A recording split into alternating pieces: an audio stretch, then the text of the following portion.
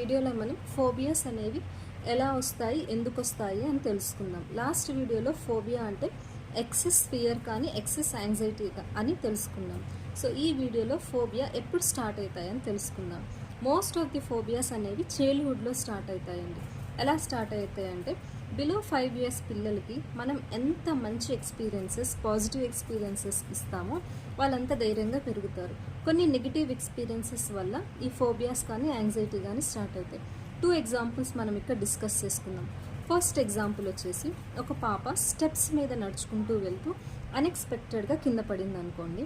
So parent అనేవాళ్ళు కేర్ఫుల్గా steps దిగాలి, నెక్స్ట్ టైం నువ్వు చాలా జాగ్రత్తగా ఉండాలి అని చెప్పకుండా నువ్వు ఆ స్టెప్స్ దగ్గరికి వెళ్తే కింద పడతావు అనే నెగిటివ్గా చెప్పేసి ఆ పాపని ఆ స్టెప్స్ దగ్గరికే వెళ్ళనివ్వకుండా చేస్తే తనకి స్టెప్స్ అంటే యాంగ్జైటీ ఆర్ ఫోబియా స్టార్ట్ అయిపోతూ ఉంటుంది. సో సెకండ్ ఎగ్జాంపుల్ వచ్చేసి, ఇదే పాప కానీ బాబు కానీ స్ట్రీట్స్లో వెళ్తూ ఒక డాగ్ని వాళ్ళు చూసినప్పుడు ఆ డాగ్ అనేది ఈ పాప వెంట పడడం కానీ బైట్ చేయడం కానీ జరుగుతుంది.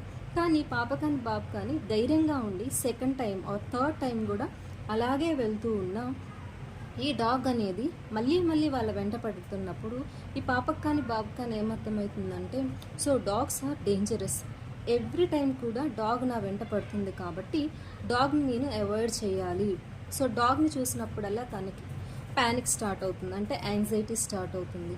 సో ఈ 2 ఎగ్జాంపుల్స్ వల్ల మీకు ఏమర్థమవుతుందంటే, సో ఓన్ ఎక్స్పీరియన్స్ వల్ల కానీ పేరెంట్స్ వల్ల ఆర్ ఇతర పర్సన్స్ ఎవరైనా సరే నువ్వు చేయొద్దు చేయడం వల్ల ఇలా జరుగుతుంది అని కొంచెం డేంజర్ అయ్యేదాన్ని చాలా బాగా డేంజర్గా తయారవుతుంది అని బాగా ఎక్కువ భయపెట్టడం వల్ల వీళ్ళకి ఈ ఫోబియాస్ అనేవి స్టార్ట్ అవుతాయండి. ఐ థింక్ మీ అందరికీ ఫోబియాస్ ఎలా వస్తాయి, ఎందుకు వస్తాయి అని అర్థమైంది. Thank you so much.